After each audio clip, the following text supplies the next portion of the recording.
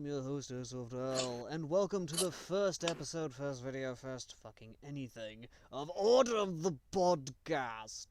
I am, of course, joined by my co-host here, Anderfell, or Anderfull, whichever one really. Good afternoon, morning, and evening, ladies and gentlemen.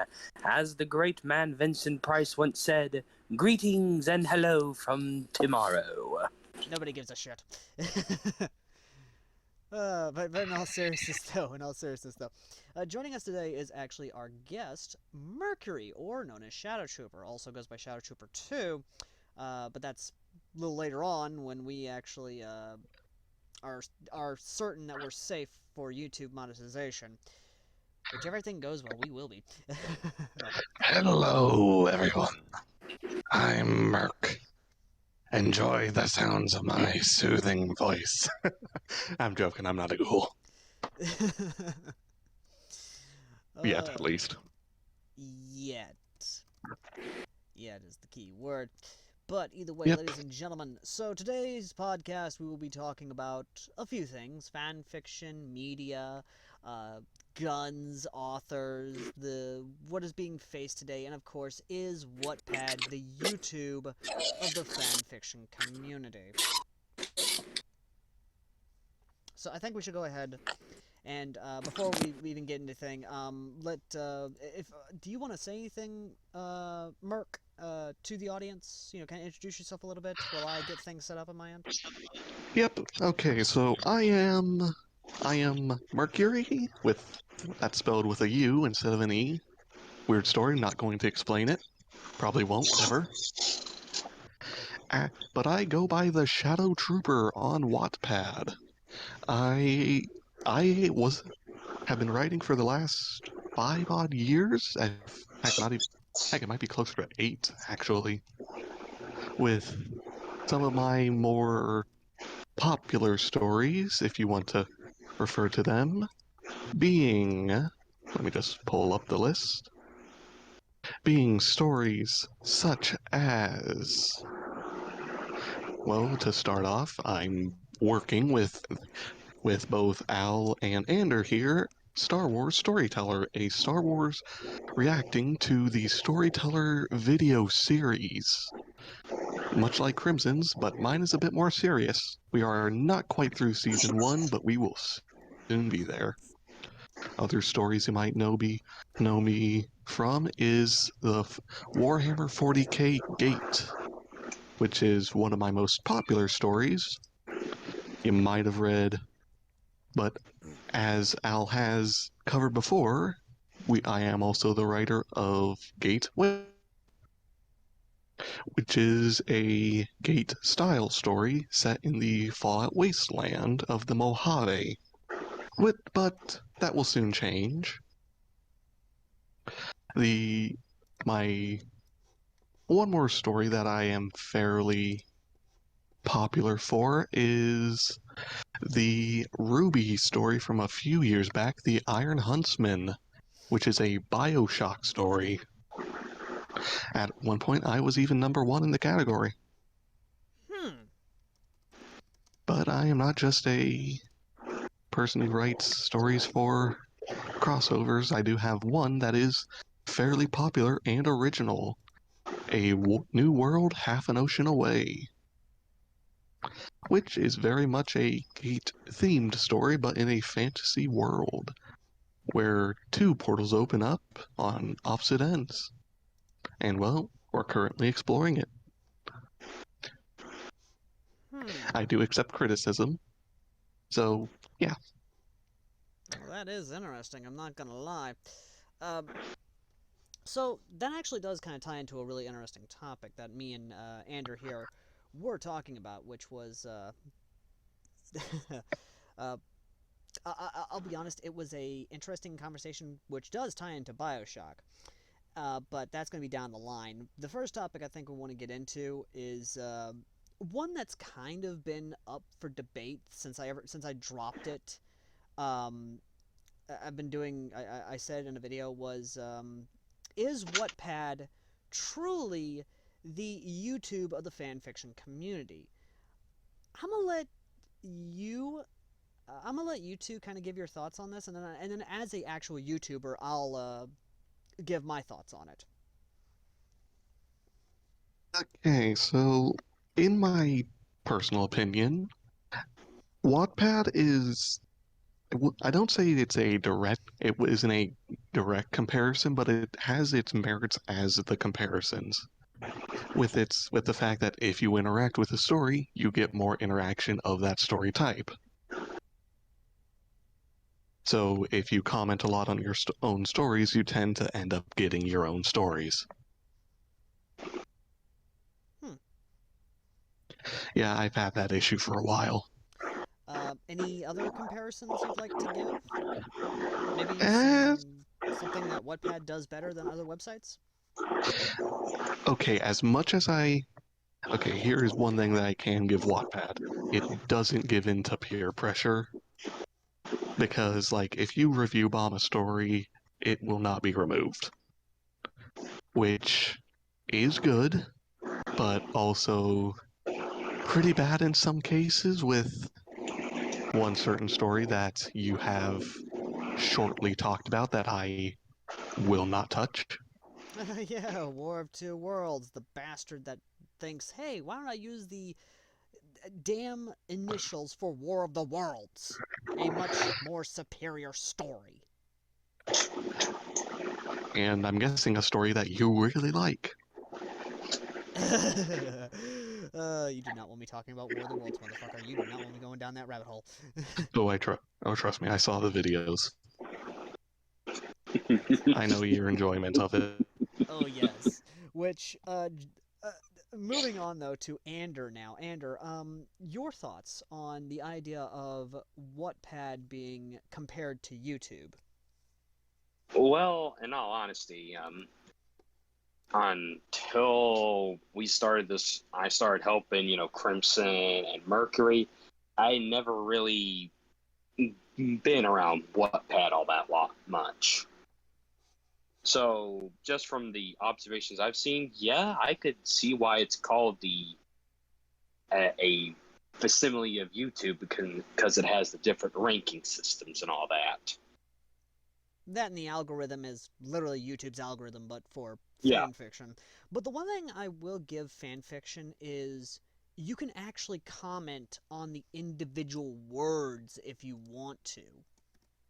that is true. I will give Wattpad that. Yeah. Yeah, that is the one thing I will definitely give Wattpad that they did good with is, and this is something I think we're gonna I'm definitely they're probably gonna watch as a separate video because again we're definitely gonna be getting a little deep into Wattpad. Is Wattpad allows you to be an actual legitimate creative author. You get to show off your own art. You get to show off your own music if you have it. And because they allow you to embed YouTube videos into your story or even art for that matter, it definitely shows what a fan fiction website can be because again if you have your own original story that you want to monetize then you can monetize that story and yes people complain about the fucking monetization system and the whole currency system on Wattpad but honestly if you have a PayPal, a Patreon, or anything, you can just basically plain text paste it on the damn story, and basically they can just copy and paste that URL, which that's another thing about Wattpad I think I like over other web fanfiction websites is that you cannot just copy and paste off of the website. Yeah. Like seriously, Yeah, anyone watching right now, go to Wattpad, go to a story you like, and try and copy and paste the text from any story. You can't. It's they have a unlike fanfiction.net, you cannot copy and paste from Wattpad.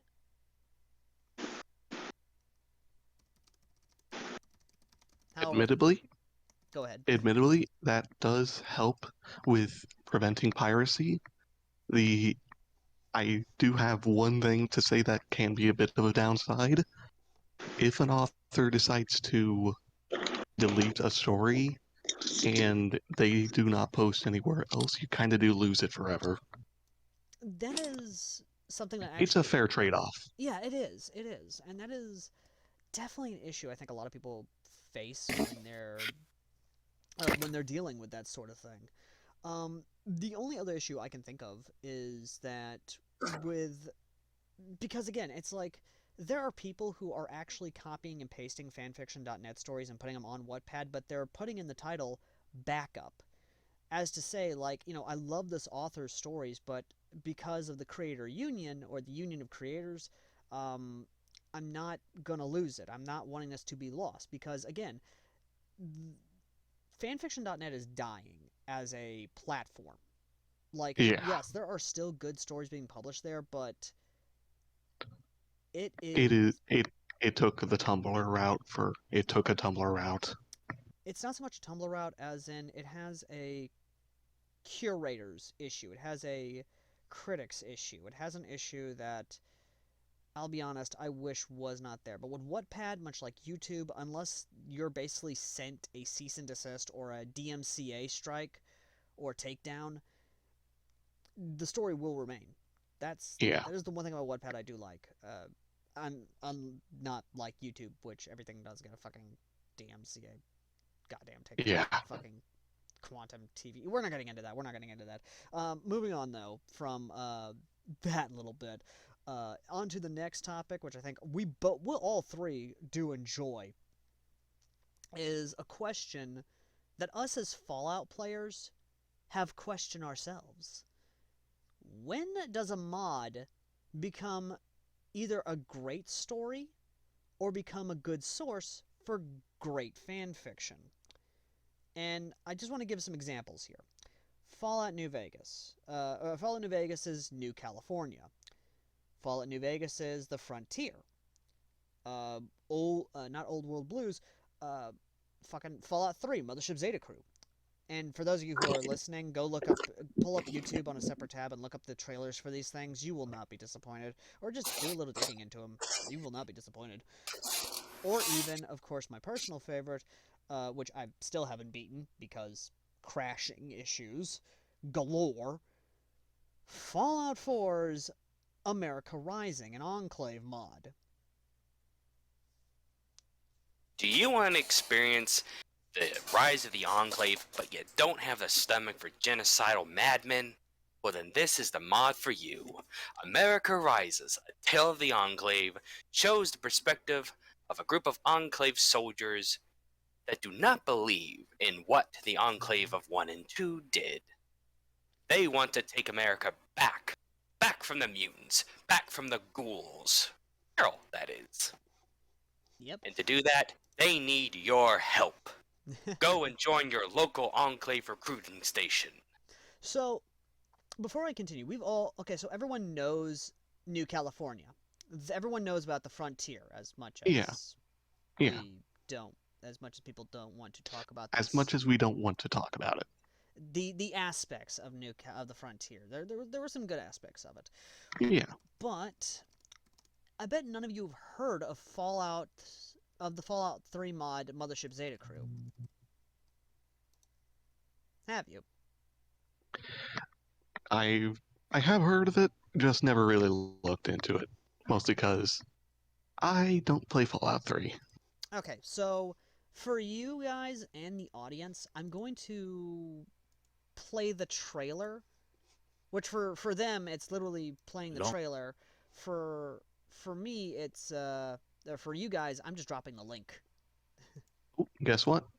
We'll have our special guest. We'll have our fourth host, or guest, second guest joining us, Crimson.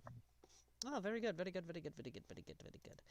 Yeah, Yep. so before I go and start the video for all you lovely folks, let's wait for our next host and fellow co-author for Star Wars, The War Has Changed?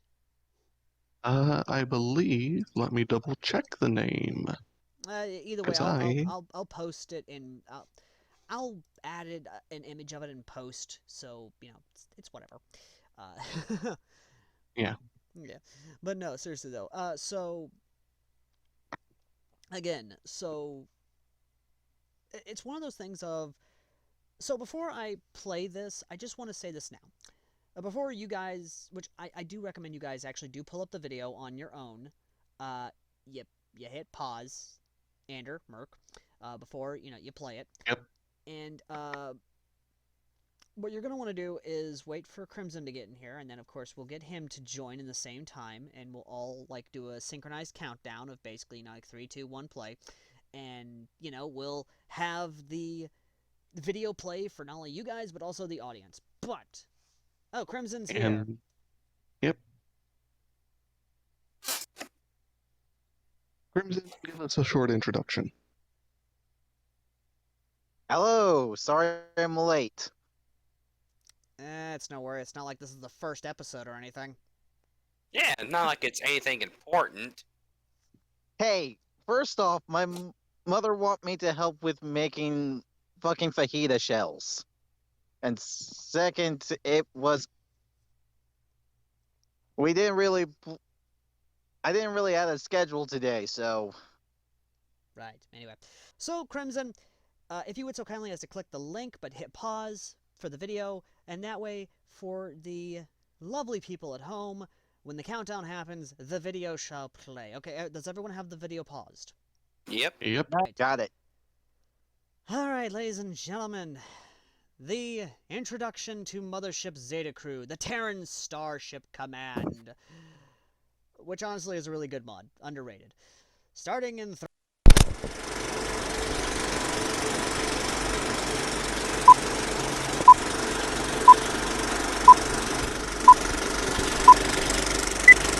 A long time ago, someone said these words of wisdom. Peace cannot be achieved through violence. It can only be attained through understanding. With all due respect, I disagree.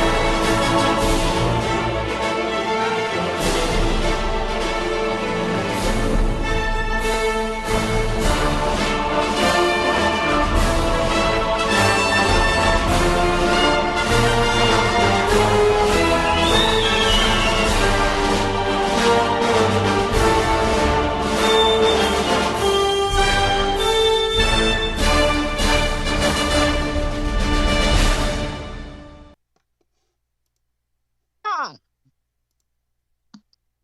Sweet Jesus, that was an impressive one. I I am getting major red faction vibes from this. Just so you know, I this mod was an ambitious mod that had a ton of add-ons, a ton of story, stuff. Like, the story, one of the coolest characters was a French pilot who was so French you sweared he would surrender to you on the spot. You got to go to Russia. You got to go to the moon. You got to go to an underwater city. There was even a news broadcast. Okay. And it was even continued into New Ooh. Vegas, but sadly has been left forgotten. Aw. Yeah. So this is why I love bringing up mods like this, because in its own right it is a fan fiction, but it is an interactive fan fiction.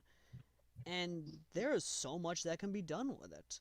So to Yeah. everyone out there who does have Fallout 3, I recommend you guys at least get Mothership Zeta Crew, or if you can, watch playthroughs of it. It is an honest-to-God ambitious mod with all the add-ons, with all the DLC style. Like, this is honest-to-God DLC. That is exactly what it is. Holy shit. Yeah, it is great. I mean, it's basically the Fallout 3's version of New California. Okay, so kind of touching on to the point that you started of where action can become a a interesting part of the lore. I believe that if it I believe the category should be if it is adding something interesting to the story on something that is not touched upon earlier. Like the frontier with minus gameplay and kind of the story itself expands upon the north border of the NCR, something we don't see in any other Fallout game. It With should. Yeah. Sorry, continue. yeah, with New California, we get the last few we get an interesting time period that isn't touched upon all that much in lore. So as long as it, like as I said, doesn't basically contradict what is previously established, I am that is what I think is that is where I think good a good mod can become a de facto canon I agree. until stated otherwise. I'm I'm one of those people who played Old World Blues on parts of Iron 4, and I honestly treat that as my go-to canon until I'm told otherwise. Yeah, Yeah, exactly. Because yeah, because Jesus, the lore they put into there is amazing. Especially with the Enclave mod that basically allows you to either reform the Enclave into literally the legitimate US government or continue down the path that President Richardson did with the whole we must destroy the genetic impurities on the American continent.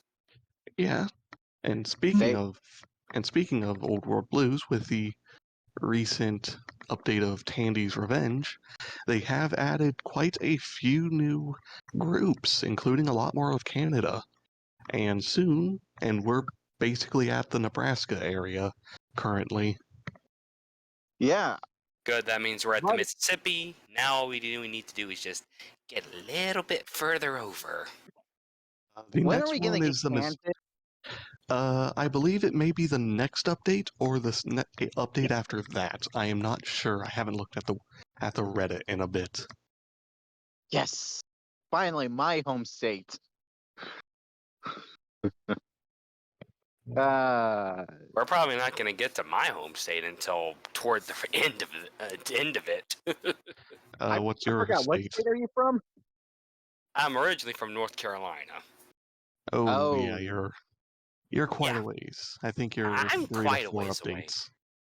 are, Yeah, oh shit! Isn't North Carolina also where Point Lookout take place again? no, it's Virginia. Oh, oh yeah. Yep. I got my states confused. Although the way the Wait. swamp poked at, you're not too far away from Alabama, apparently. Hey, fuck you. No offense towards any Alabamians watching this. It's an observation. It's something that we've made jokes about. Everyone makes Alabama jokes. Even you, Alabama. We We're know who you are. and we see you. We don't have a lot of fun. We don't really got a lot of Kansas jokes for us. Y'all don't like alcohol, and y'all are flat. And actually, we're kind of bumpy. Mm, not as bumpy as North Carolina, Virginia, West Virginia. Yeah, y'all are flat compared to that. We got the Flint Hills. Yeah, hills. We have mountains. Fair enough. And like, I guess hey, y'all are famous for one other thing. You Wizards of Oz, you. Oh yeah. Thanks a lot, Dorothy. And don't forget the great wizard himself. Oh yeah. Thanks a lot, Oz. And and L. Frank Baum. So Or is much as it I like to let the L. Frank insanity Baum? continue, I want to bring up an interesting subject when it comes to mods, and not just Fallout mods, mind you, but even Doom mods. Like not just Doom mods, but also like a ton of others as well. But this does actually slide into the next category, and Merc, you actually did this with your Iron Huntsman. Um, you know, with the advent, and this was actually sent in by you, the viewers. Long ago, I started doing project pitch meeting videos. If you don't know what the pitch meeting videos are, ladies and gentlemen, and you guys as well, it's basically where I pitch fan fiction ideas or story ideas for you guys to actually uh, basically kind of come up or attempt to take the idea presented and actually kind of go with it. Which, ironically enough, is how Crimson, Ander, and myself got together to do a Star Wars Reacts the Storyteller, and the story bloomed from there into the literal, honest to God renaissance of reaction stories. So the biggest question I think. Go ahead, and Mark. it was I was just going to say Crimson was the one that after I read through his, I basically thought like, I could try my hand at this because prior to prior to this, I have never written a reaction story before. I have read maybe two others before this, so I am basically getting firsthand experience and showing with the right people you can get some pretty good help Mm-hmm. and get a pretty good story. Oh yeah, but this is where I think we can all three kind of give our input on this. Is because again, this came from a viewer, and it was more or less a what reaction stories would be good, or what video game play stories would be good that isn't Ruby or My Hero Academia. Okay, maybe not My Hero Academia, because I have never seen a My Hero Academia plays fucking Halo or watch Halo outside of the one, and that was just Reach. Yeah. Never continued afterwards. I've seen some My Hero Academia reaction, but not game reaction. Which Okay, is so if you want my two opinions just on personal gameplay experience from what I've had in my library, I believe the three games that would be interesting to see reactions to, or at least in terms of the reaction to the worlds, would be like Mass Effect reacting to, let's say, like Halo or Metal Gear. That is one.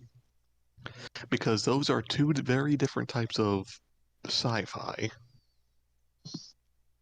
God damn it, now I'm just sitting here thinking.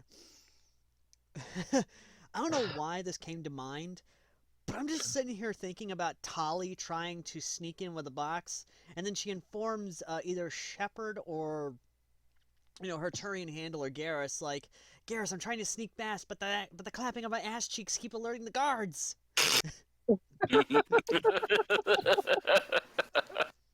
Hey, I'm to all the Tali, like the men of culture who appreciate Tali for what she is. She does have a very nice ass. I prefer her hips, to be honest, but yeah, Yeah, she she does does have a have nice. pretty good. I'm a leg guy myself, and those are some pretty good legs. I'm Yeah. myself, but hey, everyone's a person of Yeah. culture. Okay. Anyway, before we My second idea go ahead. is say the Dragon Inquisition cast reacting to let's say something like Skyrim, because let's face it, if those like the story of the Elder Scrolls, because let's face Ah, it, the number of things that happen in 1,000 years is a lot. Dear God. mm, Not to mention the fact that, unlike the Dragon Age, Skyrim has actual proof their gods exist. Yeah, yeah. Both the both the good Daedra, bad Daedra, and the Aedra. They got proof they exist.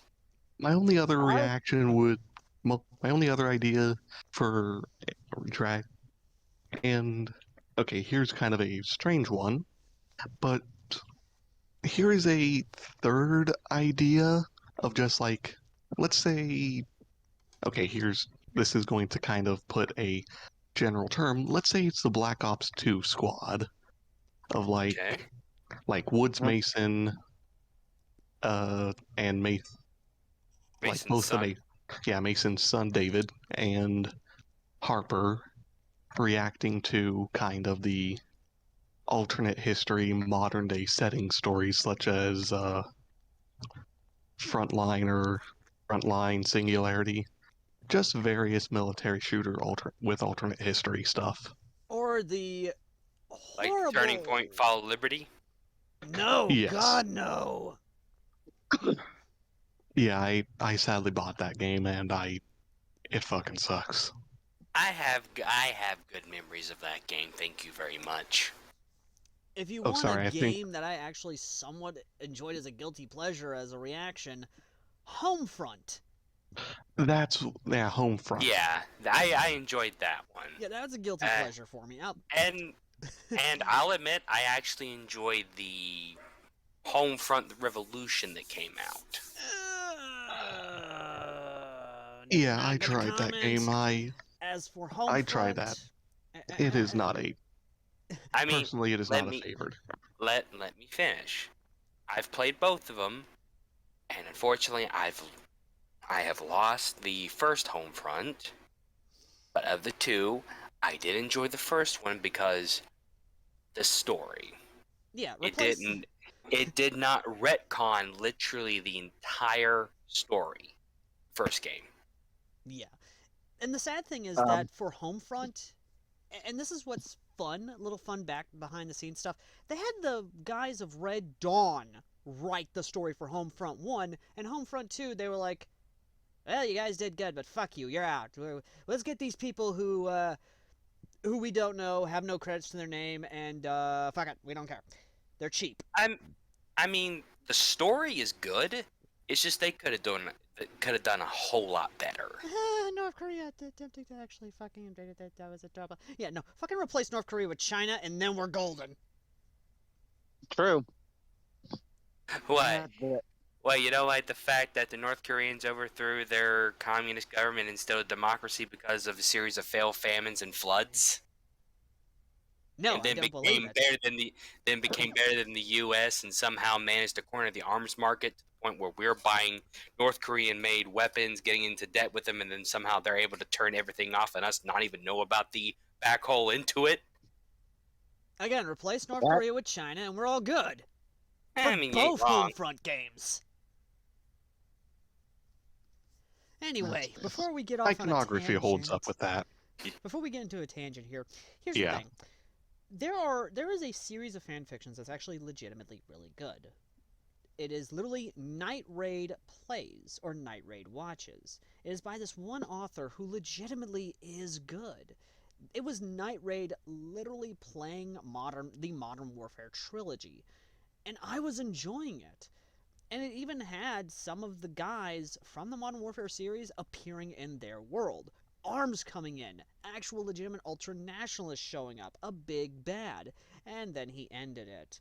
The other one, of course, is none other than, of course, Night Raid Plays Halo. And if you haven't seen that, my god, people, what are you doing with your life? Which connects to Night Raid Watches Halo Legends, which has Nope. been on hiatus but is returning hopefully very fucking soon.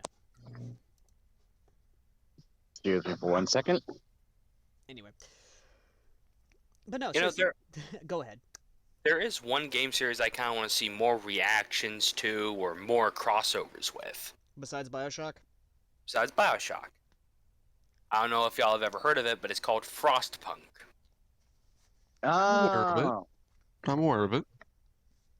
Yeah. And for those not in the know, it's basically a city building resource management game where you play as the last known city on Earth after a great ice age has basically frozen the entire world. And you have to survive by burning coal. Oh, the irony that we had to live by burning coal. what do I get a Yeah. feeling the creators of that watched The Day After Tomorrow and were like, hey, that would be a cool premise for a game. Yep. that's most likely the cause. Anyway, but yeah, no, like, okay, so we'll get into Bioshock in a second, I promise you. One series I have never, ever seen anyone react to, outside of like a handful of Ruby ones. Yes, Helix and I are guilty of that one for doing an inspiration of it. Fucking Starship Troopers. And I ain't just talking about the movie, the first movie, which is a cult hit. I'm talking about the anime. I'm talking about the CGI TV series Roughneck Chronicles. The fucking comic books. I have never seen anyone react to Starship Troopers, and I think the reason for it is they're afraid to do it. I Dude, mean, I can understand why. yeah. No one wants to be labeled a fascist supporter Even though because it's they happen to enjoy Starship Stupid Troopers. because Starship Troopers isn't fascist. I was Isn't fascism. it's libertarianism at its fullest. Yeah. Yeah. Yeah. Anyway, well, the book is anyway, not the movie. Although the movie was The absolutely movie is very fucking much a hilarious. military propaganda film. It is hilarious, and I love it. It's great. I mean, fucking Starship Troopers Roughneck Chronicles is an actual legitimate war series where we actually follow campaign after campaign until the bugs get to Earth, and then it just ends. And I'm like, son of a bitch! How can you leave us on a cliffhanger like that, motherfucker? But either way, though, so getting back to Bioshock. Bioshock is a series I have not seen reacted to.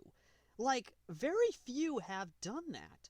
And yes, even some Ruby stories, Ruby reaction stories, have tried to do it, but they never do it right. They never either do it right, they never even attempt it, they either just don't. I mean, for the love of God, if we were not busy on the stories that we're helping make good, we'd fucking sit down and start going through Bioshock 1, 2, the DLCs, Infinite, the DLCs, and then just basically come full fucking circle. Yeah. I think the reason why is because it's also like a lot with Starship Troopers. Bioshock deals heavily with morality.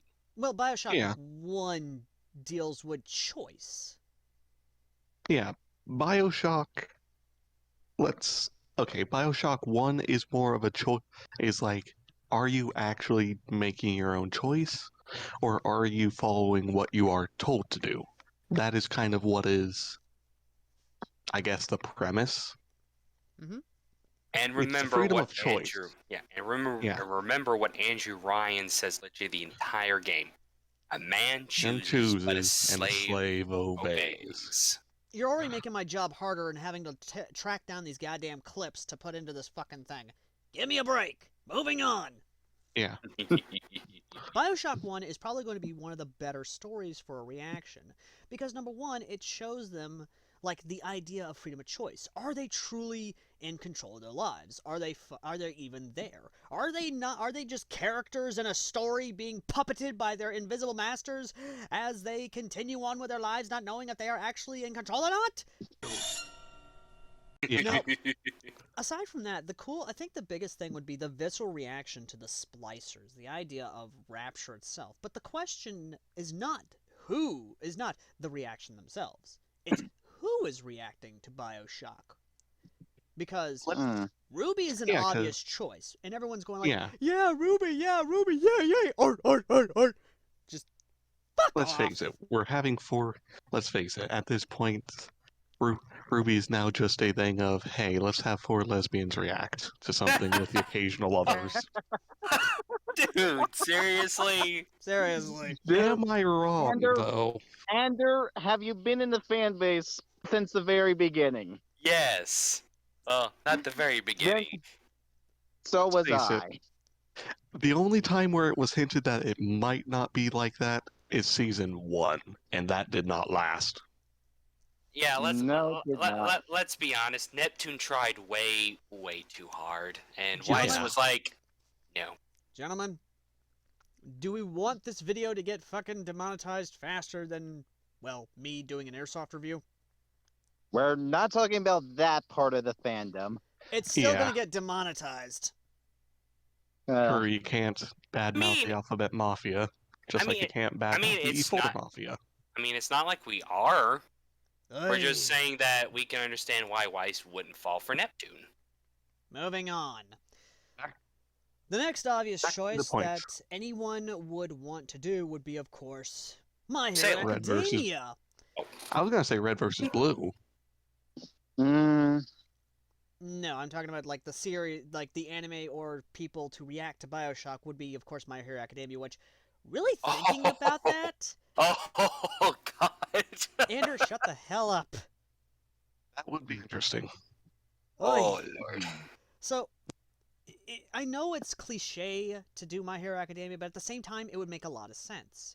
It would basically be showing them that, hey, this guy, this crazy bastard made a city under the ocean, created superpowers, and that ran amok in his city that was trying to be a utopian society of capitalism and unregulated... Free unregulation. marketism. Yes, that. Hmm. And basically show what happens when a society without regulation for quote-unquote quirks, Hero Commission, would eventually fall into chaos.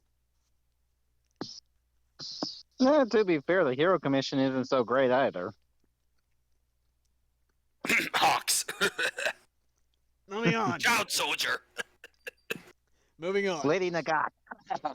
Moving on. The next one's, in my opinion, a fun series to actually have them be react to Bioshock. And this is just saying this because, again, you know, we're kind of working on some good stuff. Harry Potter, in my opinion. I mean, really think about this. Yeah. How many Harry Potter reaction fics are there really, besides Operation Medea? Not a lot. It's a shame. Exactly. So what would happen if Harry Potter and the gang, or correction, what would happen if instead of the Goblet of Fire, and yes, I know I'm using the Goblet of Fire a lot, but it's a really honest-to-God good tool for transport. It's a MacGuffin. It is really a perfect MacGuffin, where the Goblet of Fire literally transport them, like, let's say that the... Okay, so let me give you guys a setup here. In the audience, you guys can comment down below a good setup for a Harry Potter reacts to Bioshock. Let's say that the champions are chosen, and as soon as Harry's name comes out of it, Mother Magic, or some benevolent force in the universe, just decides, ooh, 4 pawns for me to play with! Yeet! Okay. So I do have one idea that I have not really seen. I'm just going to double check to see if it has been done. But You can save that for the next segment. You can save that for the next segment, oh, right? it was basically just a reaction to something. Alright, we'll save it. I also have one. Can I go after Merc? Yes, you may go after Merc, but continuing on with the idea for Harry Potter and Bioshock. Basically, the idea is that the Goblet of Fire would literally transport the 4 champions to Rapture, and they have to fight through the horrors of Rapture. But Harry, being Harry, for some reason, is following the instructions of well, of our favorite Irish friend. He's friendly. He's Irish. He's not doing anything wrong. And he's just kindly asking young Harry to go to Ryan's office and kill the son of a bitch. Yeah, fair enough. And I see. I Hogwarts is see what you're watching. doing. Yeah, I see what you're doing. Hogwarts is fucking watching. And as soon as this happened, like, they are watching in mute horror. Like, could you imagine their reaction to the four champions having to go through this? But Harry, for some odd fucking reason, is following without question the orders after "would you kindly." It isn't until the events, of course, in the double cross that they realize what happened. And, of course, basically being told that his compulsion has been broken but not completely removed. And basically go from there. Or it could be like in Bioshock 2, which is, or again, lots of ways this can work out in the end. Yeah. Lots of ways this could work. But, Merc, you have an idea. Shoot! I was going to say, okay, something I haven't really seen anything to. Red versus blue reacting to something. Because we get a lot of people reacting to red versus blue, but we don't see But it the other way never around. them reacting to anything. Mm-hmm. Yeah, we don't see the reds and blues reacting. And if I am missing something, I am sorry. There is a red No, versus blue reacting to Helsing Ultimate Bridge, but that's on AO3, so that doesn't really count. Place is a little bit of a mess at times. That place is basically Rule 34's brothel. True. Oh no. And the sad part is that's the only place, aside from fanfiction.net, where I can actually find decent freaking romance stories between an alien and a human. Yeah. But that's neither here nor there. Crimson, or my bad, hold on, Mercury. You were continuing off with the red versus blue reacts. Like, what would they react to? Okay, so, to say, Bioshock, we would see kind of a little bit of the. It wouldn't be them being serious, it would be more or less them pointing and laughing at kind of the logic. Meanwhile, some of the people, Sarge, would be commenting I need to. Okay, Lopez, I'm going to make you into this. Pointing at a Big Daddy. But it's just like, gay? Oh, I can just see Caboose just immediately going, Daddy! Okay, let's face it, Caboose would be the one that ends up getting turned into a Big Daddy by choice. Either that or he literally bonds with a big daddy. That! Yeah, And that's more accurate. That. Because the bad thing is, I can see Michael J. Caboose actually bonding with a big daddy. Face it, Yeah. that's not the dumbest thing he's ever done. Uh, And I can see Yeah. him going, hey guys, look, I got a new daddy. Caboose, where did you find that? Oh, he was just walking around. oh, great, it's Freckles all over again. Freckles number 3. Can I keep him? Huh? Can I? I will love him and feed him and name him George. Alright, so, back to Crimson's... Crimson, you had a idea for something like this. Go ahead and present us with what you have. Alright.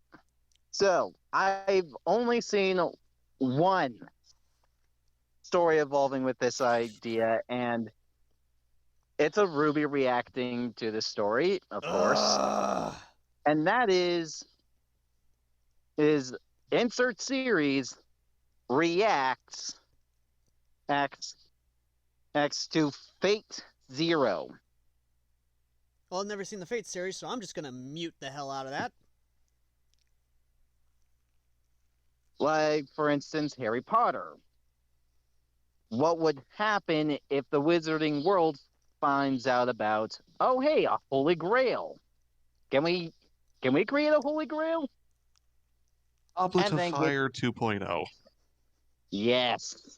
Oh, boy. Goblet of Fire Square. And guess what? It has just as many problems. Yep, and guess what? It has no restrictions on who it can call. It can call heroes, anti-heroes, villains. So you have someone running around with either frickin' Voldemort or frickin' Grindelwald as their servants. Harry Yeah. summons Voldemort. And here's the thing, what class would he be? Caster. Or Caster? Avenger. I would say Berserker. Mm, All right, before we go down this rabbit hole, because dear God, I know you three want to go down that rabbit hole. Save it for another video. sure Maybe thing. for another pitch meeting. Sure. Yeah, I will happily let you guys make your own series of Fate videos if you want, but I'm not a part of the Fate fandom. Outside the Which porn. would be us? Fair. Which would us be Yeah. just rambling about servants and who would summon who for an hour or two? Yeah, again, I'm not Yeah. exactly I a am big not- Fate person either. Yeah, I'm not a big Fate fan person outside the porn, but that's beside the point. That is never beside the point. And let's say goodbye to that monetization. Yeah. Anyway, One of us. One of us. Us. One of us. Us. One of us. One Gentlemen, of us. gentlemen, One gentlemen, of us. getting back One on of us. point. One of Okay. us. One. Getting back on And we point. Yeah. Hang on. When we were doing that whole one of us, it's just you cut to a clip of some poor bastard being eaten by zombies. Anyway, so the big thing, I think, another good reaction story series I never see any of is, and yes, this is me showing my bias a little bit, for two of the things I love dearly, is George Romero's Living Dead series and War of the Worlds. I mean, for the love of God, I have been looking and searching for years now trying to find a reaction book for George Romero's Night of the Living Dead or even Jeff Wayne's War of the Worlds. For those of you watching who don't know, you can actually watch and listen to both of those on YouTube right the fuck now. Pause this video, go become cultured. I got one more reaction story Hold once on, you're Crimson. done. Hold on. We gotta wait for him to come back. You guys good? Did you watch it? Yeah. Did you listen to it? Uh-huh. All right, good. Welcome back to the video. Now, Crimson, as you said you had another reaction idea. Okay, now this reaction story, this one should easily hold you for a long period of time. Me and Ander actually talked about this a little bit briefly, but you get a series and you make them watch the Epic Cycle. No idea Now- what that is. Okay, so for those who do not Isn't it- know what the Epic Cycle, Wait. If I am correct, isn't that basically the entire Norse mythology loop? no. Oh, then No, I'm that thinking is of a the different thing. other. That's the other Epic Cycle. Oh. A lot of people make a lot of words evolving with Epic Cycle. No, I am talking about the greatest story in Greek history, the Trojan War. Oh dear Christ, the 20 years. Debatable. Well, if we want to follow Odysseus, then it is 20 fucking years. Yeah.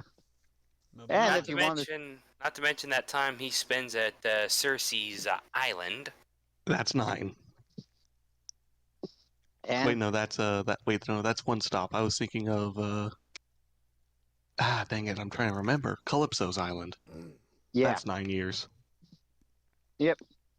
And Well, But yeah. I'd like for us to continue on with this train of thought, but it's time for a commercial from our friends over at the Video Game Corner. You're reaching deep inside you. Go! For things you've never known. It's been tough, rough going, but you haven't gone alone. We do more before 9 a.m. than most people do all day. All that you can Hey, be. First Sergeant. Good morning. You can do it in the army. Looking for that perfect game for your gaming console? Video Game Corner is the largest independently owned video gaming store in North Mississippi, located at 1519 Highway 72 in Corinth. We are an authorized limited-run retail store and have a massive collection of retro games and game systems, and also plush toys and collectibles. We also pay top dollar for your used video games. Check them out Monday through Saturday from 10 a.m. to 8 p.m. Visit Video Game Corner in Corinth. Welcome back from the commercial break. So moving on to the next topic, ladies and gentlemen, and this one is actually a fan ask. And this one is from, of course, Operation Medea. My very first actual hate message, mind you. And fair warning to those of you going forward, if you are a fan of Dumbledore, if you like his grandfatherly visage, if you believe he is a good person, then this motherfucking... This story is not for you. This motherfucking section None of is our not for your stories weak are. snowflake ass. Okay, so get your ass out of the section and skip ahead. Okay?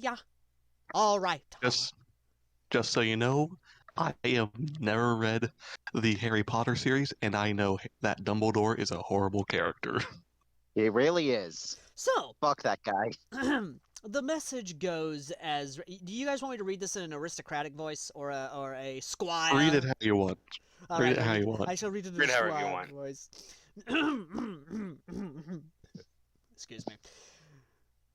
Dear Arthur, how dare you interpret Dumbledore, the leader of the light, as such a macabre villain? He is neither of those. Yes, he put Harry Potter in a horrible house. Yes, he put Harry Potter in an abusive household. But he made sure to put magic there to make sure that the boy was protected. Don't you know J.K. Rowling would never interpret that sort of abuse and actually allow a child to be abused? You're just hating on the man because you're a right-wing radical.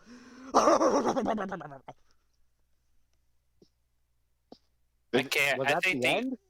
Yeah, I think the only thing to do is to go one by one, all of us, to tell exactly why we don't like Actually, no. Dumbledore. Hold up. How about we do a great big combined fuck you on 3? All right. Sure. Hmm? However you want to say it, doesn't matter. Ready, guys? Mm-hmm. 1, Yep. 2, 3. Lay Fuck fuck you! you! Now that that's out of the way to basically that messenger, let's go ahead and go one by one to explain. And the guest of honor should be Mercury. Mercury, why do you think Dumbledore is not the leader of the light as he is portrayed? Well, let me put it like this. He essentially has lied about how the protection works. Let me explain it in a very simple way. It is said that Harry is protected because the house he was in was the house that his mother died in. Harry fucking moves. He is no longer safe. And what does that mean? He is now just stuck in a house filled with abusive people.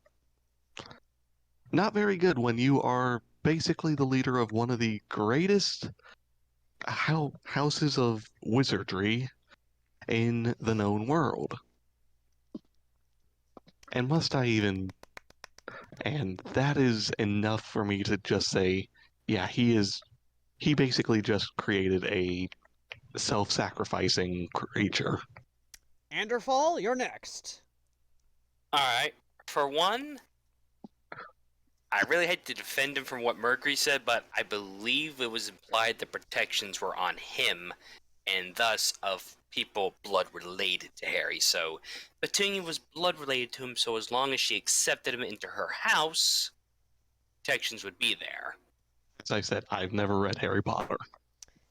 Alright, for a second. Go ahead. And second, as for why Dumbledore is a character where you can easily hate on him, is simple. he had someone watching the Dursleys. Arabella Figg, she was watching all the time, and more than likely, she sent reports saying that Harry is running around literally in cast-offs. That compared to the other Dursleys, the only one about as skinny as him is his aunt, whereas his uncle and cousin are a walrus and a baby seal, respectively. And finally, Crimson. Well, not finally. The Okay, finally's me. But Crimson, you're next. fair enough, my good sir. Now, I have two reasons to not like Dumbledore. Go ahead. Now, the first reason is him manipulating a child held like a chess piece. A child that could have so easily had became a dark wizard. Essentially, if he it's essentially second coming of Voldemort. pretty much. Or Now, second coming of Zeke Heil. so that is my first reason. My second reason, you were telling me that you have so many followers who are loyal to you, people who would happily continue praising you, that you can put Harry under the protection of, who would treat them with love and care. Here. And you send them over to, and you send poor Harry to the Dursleys. Yeah, no, fuck you. I can forgive somewhat about the sacrificial lamb if he had a good life, but Jesus Christ. Fair to him, he had it better.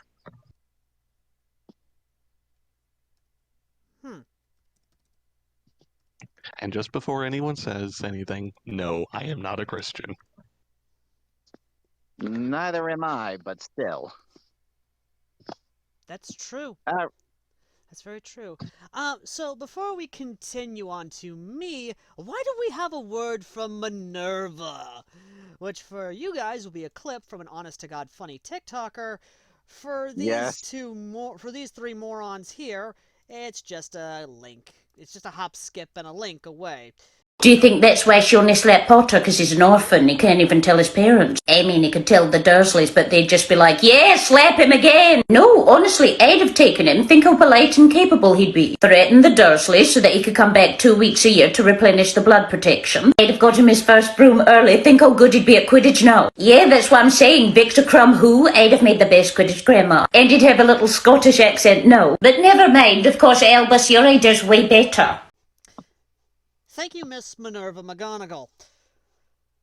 Yes, indeed, thank you, Miss Best Scottish Teacher of all time.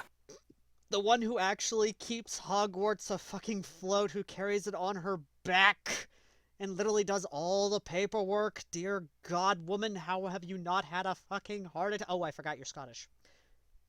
Yeah, remember, she literally lives on single malt whiskey. Yes. That is a damn lie. She lives on double malt, thank you. Hello? Yes? Also, I hope everyone kind of likes the thumbnail, because I drew that. Not bad, not bad. Anyway, It's a moving nice on to my place. part now. Nice and Yeah, roomy. sorry. Now on to moi. My opinion on Dumbledore is that he is like many Machiavellian villains. He is the old, gentle grandpa, but the devil inside, a manipulator, someone who desires power. Power to control everything, to mold things within his grasp. And make sure... He killed his sister. Oh, yes, he did. The fact of He the also matter fought- is, I do not like Dumbledore, and I can end all arguments, I can end all naysayers with one simple phrase. And let's hear it. There is no excuse to leave a child in an abusive home. Yep. I don't care what you guys say. Harry as a character deserves better. Harry as a person deserves better. And Dumbledore deserves a goddamn bullet in the head, but sad to say, we don't have a machine that allows us to travel to different universes so I can accomplish said objective. But Give me 5 weeks. Give give me 2 days, some human sacrifices, and a goat. All right there, Rick Sanchez. And that's why I love stories where when Dumbledore exactly realizes what he left Harry to, he's horrified. Anyway, so Because another I'll question. say one thing in Dumbledore's defense is you have to remember the time he was born. He was born in the late 1800s, where family was everything, and it was considered sacrilege to basically abuse family members. Mm-hmm. That really is his only point, is that he never thought the Dursleys would be that abusive. And remember, Petunia threw a fucking frying pan at Harry. Mm-hmm. But moving on to the next viewer question, another fan question from Operation Medea. And yes, this is a question, mind you. I've been asked, what is the Latin phrase you used in those bunkers? Well, I believe I can answer that. Yes, please do, so people can shut the fuck up. It means magic will die and normal will rule. There you go, ladies and gentlemen. Now stop sending me questions about the damn Latin phrase. Essentially, it will be talked about in the next plot chapter who these people are. I will give no spoilers on who they are right yet. Yes. But let's just say that they are canon to Harry Potter. Yes, wonderful. Moving on. So, moving on to Crimson's story. Yes, your story, my friend. Yes. So, You got questions for my story? actually, they've been DM'd to me so many damn times Oh. because of the video that they're like, hey, let's just DM the guy who helps write instead of the actual damn author himself because, yay, that's logical. Okay. First off, please stop harassing Al. He's a good guy. He's overworking himself. If you want to harass anyone with questions, ask the fucking author. I will take any questions you have. Leave the poor man alone. He's stressed enough. The biggest question I've gotten, and this is the basic, like, common FAQ type stuff, is new season when? Instead of, and this is hilarious. Instead of when as WHEN, it's WEN. Oh. I'm just like, okay. Is the H so hard for you to type in that you're just basically like WEN, even though the H is literally right there diagonal to N on the fucking keyboard? Well, is that so hard for you people? Okay, first off, I gotta answer this one. I do not know the English word for when, so as in the WEN stands for. So sorry, I cannot answer your question. Now, if you're asking me of the date, I can at least inform you that we will be going back into working on The War Has Changed on November. At the current moment, I'm still trying to get ROSG chapters a little bit done, as well as a couple other stories setups ready. All right, Okay, so I was just going to make a small comment go ahead. because I happen to know what when WEN means. That is a boil. That is a boil or swelling growth under the skin. Okay, so to answer your fuck? question, I do not have that. What the fuck? Jesus.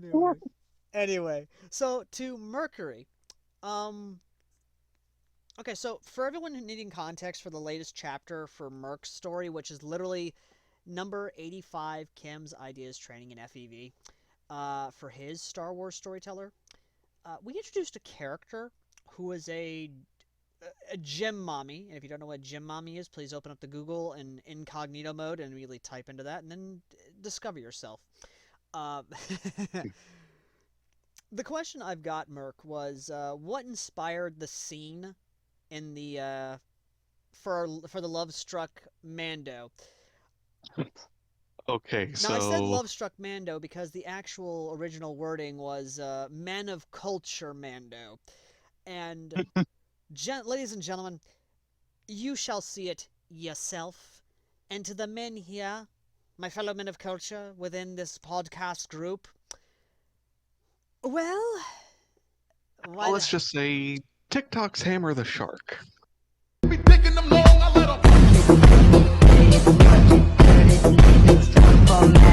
Death by Snoop, Snoop, death by Snoop, Snoop, death by Snoop, Snoop, death by Snoop, Snoop. However, instead of the young Mando saying death by Snoo, Snoo, instead he was awestruck by this beautiful Twi'lek, an absolute goddess of muscles, and then immediately planted in the ground. And I know everyone's going to be saying, well, wait a minute, don't you mean face planted? Merc, would you like to take over for that answer?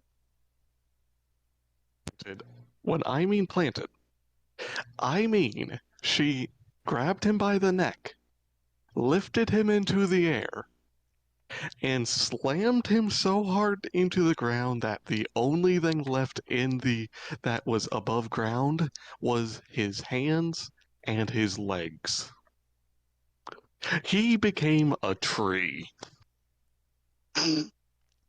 Only to be pulled out of the ground, brought to And yelled at. Bo-Katan, and then absolutely chewed the fuck out. Which that's actually another thing I've been getting a lot of questions about recently, Merc, is why in both yours and Crimson's story are we showing a lot of love to the Mandalorians?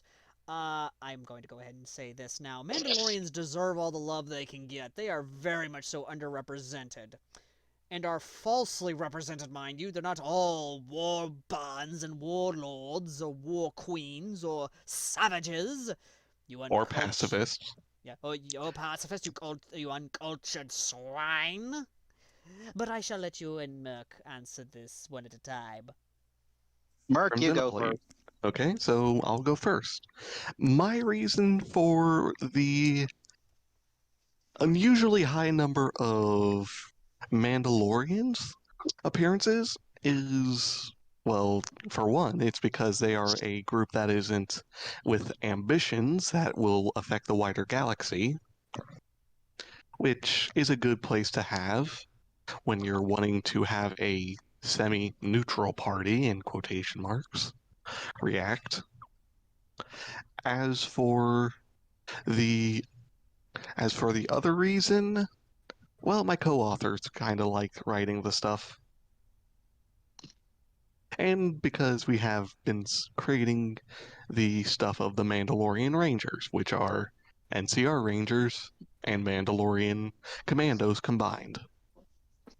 And yes, they do have the big iron.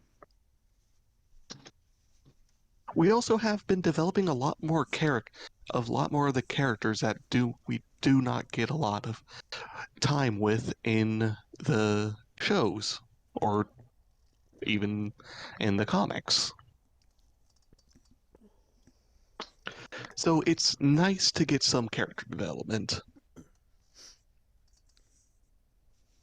Because let's face it, most of the time our idea of the Mandalorians are primarily, hey, they're warriors or they're pacifists. And that's not including the porn, but the porn does not count. To a degree. Monetization. We are kissing it further and further goodbye. That's We if I can, can we trick can the only bots, say don't that worry. word 3 times. We can only say that word 3 times before we get demonetized. Al, if you say that word one more time, I'm gonna slap you. Don't worry, I'm going I to be think. putting in the beeps. Okay. Yeah, don't Yeah, you you might worry. have to beep out that one comment. Don't worry. I will. I will be cutting out the comment altogether just so it's easier on me. But either way, though, Yeah. Crimson, have you answered? Oh, my bad. Yeah, sorry, ladies and gentlemen. I'm currently having a English. brain fart right now. But is why. So, the other thing I've gotten in terms of a question, this comes I, from. I didn't answer the Mandalorian question though. Oh, my bad. I thought you did. Go ahead. No, he had me go first. Okay, go Yeah. ahead, Crimson. So the reason why I have such a great love for the Mandalorians is because of their culture and history. These are brave individuals who willingly travel across the galaxy for one express purpose: to live. People think they war out of spite or bloodlust. They don't understand that and fear it. We Mandalorians take everything we have and throw it into combat. It is the true test of yourself. Mandalorians do not need any fancy technology, as they can fight with their bare hands. And unlike the Jedi and Sith, who hide behind their superstition and magic, the Mandalorians are mere mortals, battling gods for their own cultural survival. That is what I love about the Mandalorians. They are the greatest survivalists in the galaxy. Well, Hey, alrighty then. Crimson. That was very passionate. Crimson. Hmm? I'm just going to say I fully expected to hear the triumphant Soviet Union anthem begin in the distance and get louder, and you slowly turn. Oh, believe me, if I could, I would, but I'm gonna get hit with frickin' copyright claim over that son of a bitch. But I would have gone with the Shadow Warriors, but fair enough. moving on. So, Why? It's a nation that no longer exists. yet you still get copyright claimed by by Russia. I don't know why. I don't care. Moving on. Hmm. So, ladies and gentlemen, we come, of course, to another question, which is directed to Merc. Ooh. This one is from a friend of mine who did read the recent chapter, and he is a man of culture.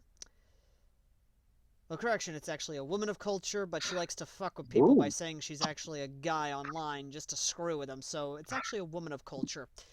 And she says, when is that idiot going to get some snoo-snoo from Jim Mama Twi'lek?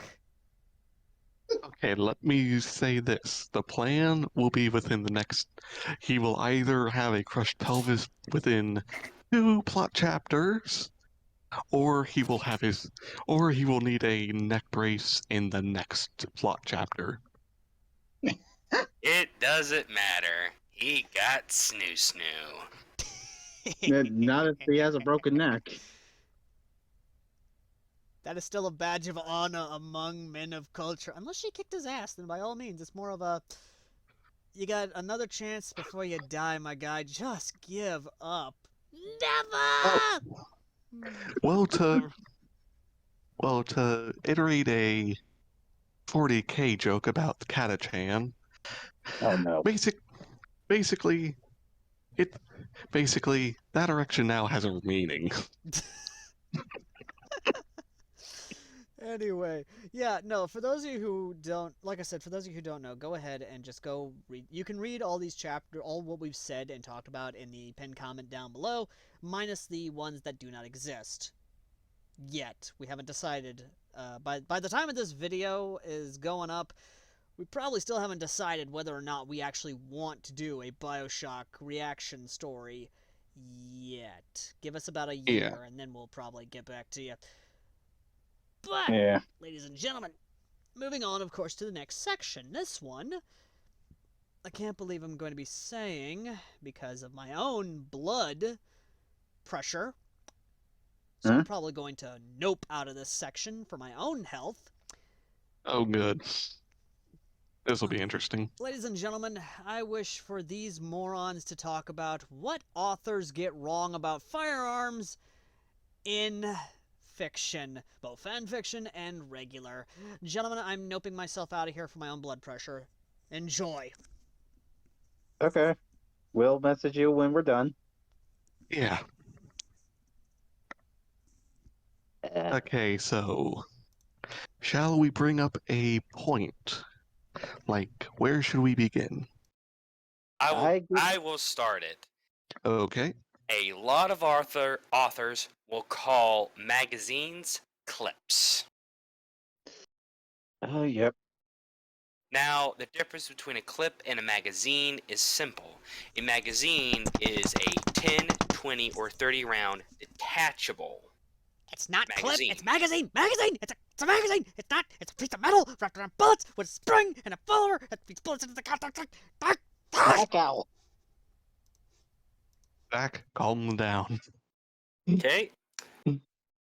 And as I was saying, a magazine is either could be anywhere from a 10, 20, or 30 round capacity, whereas a clip is stuck with how many it has been designed to hold, such as 5 round stripper clips for the Springfield, or the 10 round stripper clips for the British Lee Enfield, along with some pistols such as the C96 Mauser.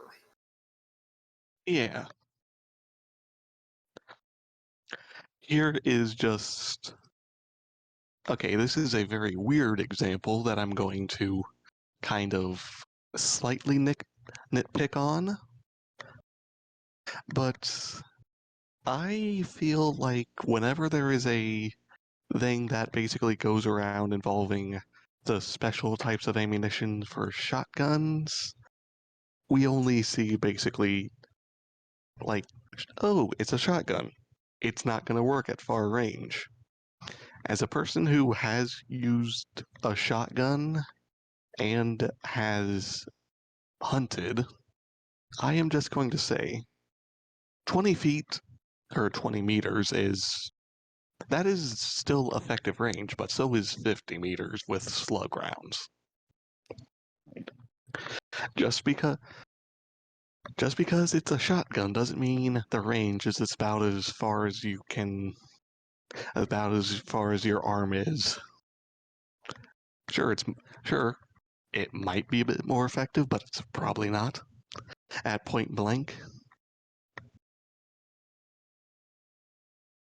Okay, it is effective at point blank. It's just not going to be as damaging as it would be from 5 feet away. You're talking about slugs, right? No, I'm more referring to like buckshot and for like point blank. With slugs, it's basically just like a rifle shot essentially, Yeah, but well, at a much shorter distance. I kind of disagree with you on buckshot up close. Point blank True. range, that would shred any organ it's pointed at. If you actually manage to avoid it and it hits your arm, you're more than likely going to lose that arm. If it hits you in the gut, you might as well just go ahead and make out your will if you haven't, because you're going to die. Or how Fair about enough. the fact that now authors are agreeing with Joe fucking Biden saying 9mm it blows out your fucking lungs? Eh?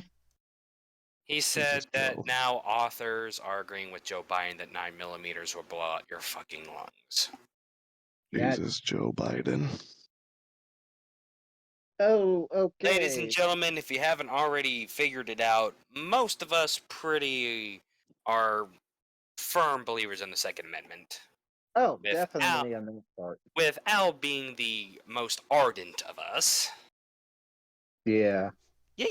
So, I guess it's my turn? Yes. Okay, so before we begin, I do fully support the Second Amendment. And I do live with a family of hunters. The issue is, I'm not that much of a fan of guns. As in, not in the sense of ban guns, more of a line of the sense of I can't shoot. You better be happy I'm not in front of you right now or I would have smacked the shit out of you. I would have accepted that slap. I would have accepted it. Well, Crimson, that's perfectly fine. You Yeah, don't have to love guns. Now, my knowledge in guns come from, well, the Burn Fires rants videos. And I gotta point out, you're telling me that Biden is saying that a 9mm is gonna blow off your lungs? Oh, would you like to hear the latest bit of what he said about a 5.56 223? And you Sure. said that would basically obliterate a person? Oh, no, my friend. Apparently, and the authors are agreeing with this, apparently they're saying, according to the great Alzheimer's Biden, a 556223 is 5 times faster than any bullet known to man. Yeah. Okay, I'm not good with measurements, but a 5 by 3 is a 5.5 millimeters. Am I right? You two handle this while I go blow something up. I'm sorry, Al. I'm sorry. He's not angry at you, Crimson. He's angry at Joe know nothing about guns Biden. Okay, that's actually the biggest. Now I 5 by do. what? What caliber? What are we dealing with here? Because I'm needing to check. F556. Oh, It's Uh, 556 by 5.43, right? I'd actually hold on one second. Okay, I am gonna point out one of my biggest rants about guns. There's just too many ammunition type. That is gonna be It's my it's only complaint 556 about. by 45. okay, so NATO. Yeah, 556 45 NATO. Okay, my only complaints about actual guns is that they have too many ammunition types. Now, for my issue with firearms in stories, well, Inconsistencies? yes. Fuck, I hate inconsistencies. Is with when it comes to weapons. Like, okay, I know this doesn't count as an actual firearm, but I do hate it when writers in the Warhammer community either place the lasgun as a piece of shit gun in one moment and then makes it the most badass small Then arms ever. I'm guilty of Like yeah, that. Not gonna lie. I'll agree with that too. the now it is true that in lore it basically has the same power yield as the ammunition used by a Bradley chain gun. The reason why it's not that effective in the Warhammer galaxy is because they are fighting with things that are really fucking tough. Also, game mechanics. Don't forget about game mechanics. Game mechanics too. Yes, Now, also. Let's be honest. Something like that would probably realistically rip it to shreds within a few minutes of it being fired at, despite how tough it is. Also, to add in my 2 cents of what infuriates me about people who don't know goddamn thing about firearms, yes, that's one of my points about what infuriates me when it comes to authors and firearms. Misinformation, and the fact that they think that for some reason attaching certain attachments to guns make them godly like they do in fucking Call of Duty. When in reality they don't. Silencers. Yeah, silencers reduce the Don't actually sound. silence anything. Yeah, it reduces the sound so you could go from wearing high grade earplugs to low grade earplugs and not suffer hearing damage. Not to mention that But if you you are put that fucker on a gun using not subsonic ammo, like say 9mm AK, like the Brandon Crank, that's literally crackhead fast, you basically have a zip gun. Yeah. That goes zip and just blew all your ammunition in like a few seconds.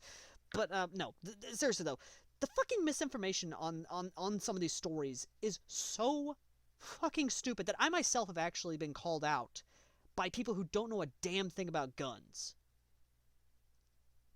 I'm just gonna rely on the gun nuts.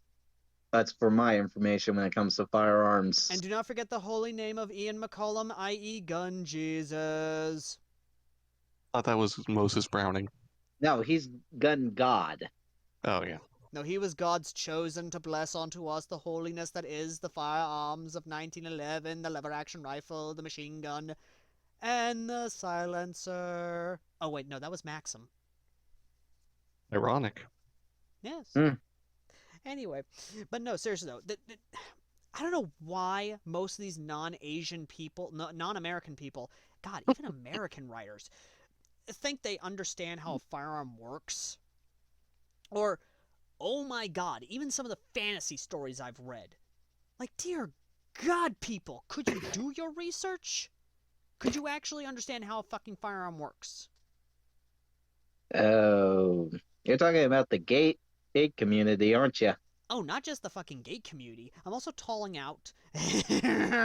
I'm calling out the Star Wars community. I'm calling out the fucking Star Trek community. I'm calling out every single fantasy goddamn community ever who thought they can do a decent actual fucking story, minus Crazy Boris and of course minus you, Merc. You actually do your research. Thank you very fucking I'm much. improving. Yes, thank you very goddamn much. But, ladies and gentlemen, if you want to improve your writing, number one, I don't care if it's an airsoft gun, I don't care if it's a real gun, I don't care if you gotta go to a goddamn gun range, actually touch a firearm. And I'll add my 2 cents in.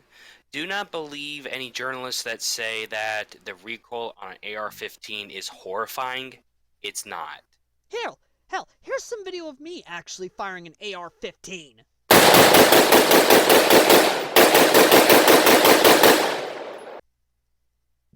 You see? It literally didn't push me back. I held the goddamn thing. Hell, so for those of you who think that 5.56.223 is literally kicking like a 7.62 by 54 rimmed, or 7.62 by 54, or even, heaven forbid, 50 cal, they don't Or a know 50 AE. Or 50 AE, they have no fucking clue what they're talking about. Hell, 12 gauge has more kick than 5.56.223. It does. Shooting a 12 gauge unprepared will knock you on your ass. You all do know those Shooting a reporters 20 gauge will do that. are little snowflakes, right? Say what? You all know those reporters are just precious little snowflakes, right? Yes, and I'd love Yeah. to smack them. I'm getting away from calling them snowflakes. I'm just calling them uninformed idiots. Exactly. That works too. Second, Hmm. and this is for all the authors, Yeah, all the somewhere. future authors, learn the terminology. I don't care if you gotta watch Ian McCullum. I don't care if you gotta watch CNR Arsenal. I don't care if you even have to watch Brandon fucking Herrera, the AK Jesus and meme lord of the gun industry. At least he uses the correct terminology and understands firearms. Even if those firearms are mostly AKs. But you get what I'm saying. Yeah. Andrew, if you want to translate that into a much nicer way of saying it, please do. Do your fucking research. Essentially what Al is saying, everybody, is that if you want to write a story involving guns, whether it's a Resident Evil story, a High School of the Dead, anything from any type of fiction involving guns, please do your research. Because otherwise, gun nuts like us will call you out on it. And more than likely, some will be like me, they'll be nice and say, hey, that's not what it's called, and others will be like Al, where they're screaming because their blood pressure has literally skyrocketed because you called a magazine a clip.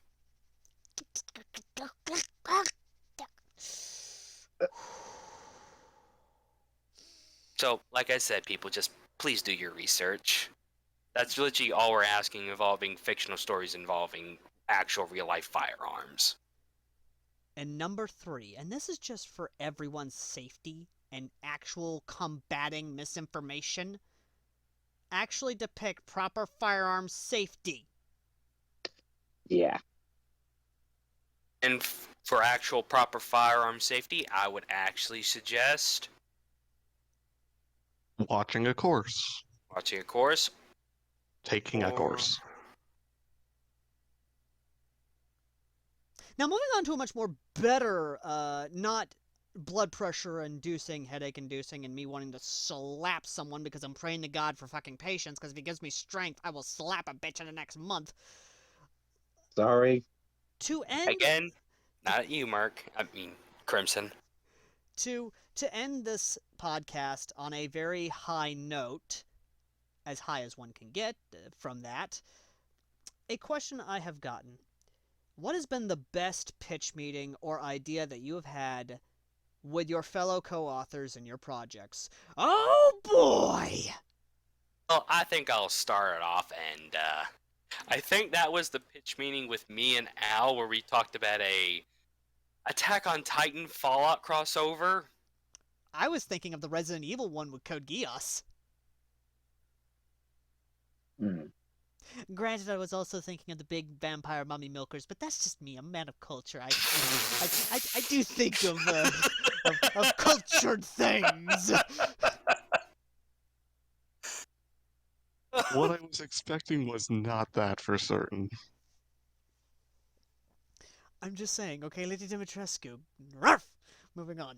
But no, seriously, aside from the Attack on Titan Fallout, which, dear God alive, me and Ander were having a ball with. Like, for some reason, God was from New York.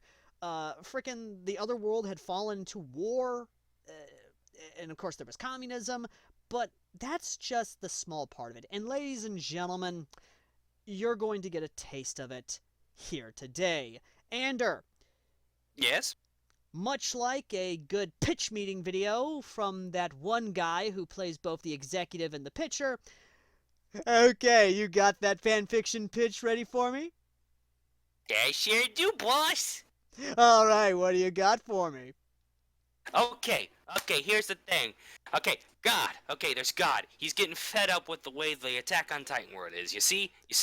Okay, and it's like this. He's looking down. He's seeing everything that's gonna happen. He's like, okay, no, we ain't doing this shit anymore. I've seen too many of the worlds end up like this, so no, you know what? I'm fucking it over. I'm fucking this world over. I'm fucking Marley over. I'm fucking everyone over. He sounds like he's from the Bronx. They don't want any of the Eldian people there. That's fine. I'll take them out. Let's see what happens to the world when their main object of hatred is gone and a new one is put up. Oh yeah, Marley. Looks like you've done fucked yourselves. Oh well. So then God, he takes him. He takes the Survey Corps. He puts him in a room, and he basically lets them watch the first season of Storyteller. Oh my! I bet that educates them. Oh, it does. And after the first season, he gives them a choice. He's like, okay, you want to stay here, or you want to go there and actually have a chance at our actual life? And what do you know? They all choose to go over there. So the Survey Corps, they get the garrison, they get most of the civilians, and they just like, okay, we're bebopping out of here. And then God, he's like, okay, that's good. Now, what am I forgetting? Oh, yeah, I forgot the other Eldians in these ghettos that they got over here. So he appears before him and he's like, okay, everybody, you want a chance at a new world? Step lively. Come on now, people. We got places to be, people to see, people to fuck over. Let's go. And the only people he leaves behind are the people that are so indoctrinated with the Marleyan Kool-Aid, which is Zeke and Hick, and you know, most of the other Eldians. Reiner.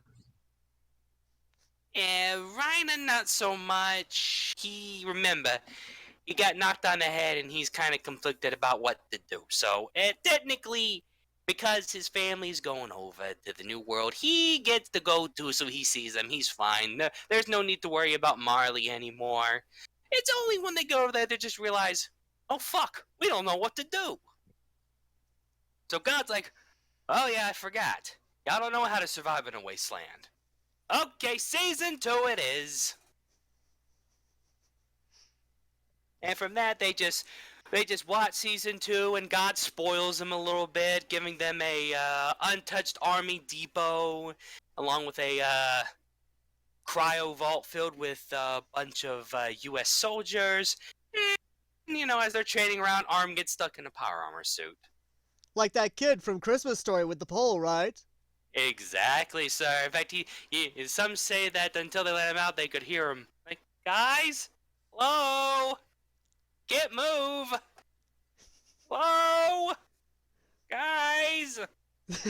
And that's about as much as we're going to give you, ladies and gentlemen, because as much as I'd love for us to continue, let's move on to the actual one that I think Crimson, Merc, you're going to enjoy this. Okay.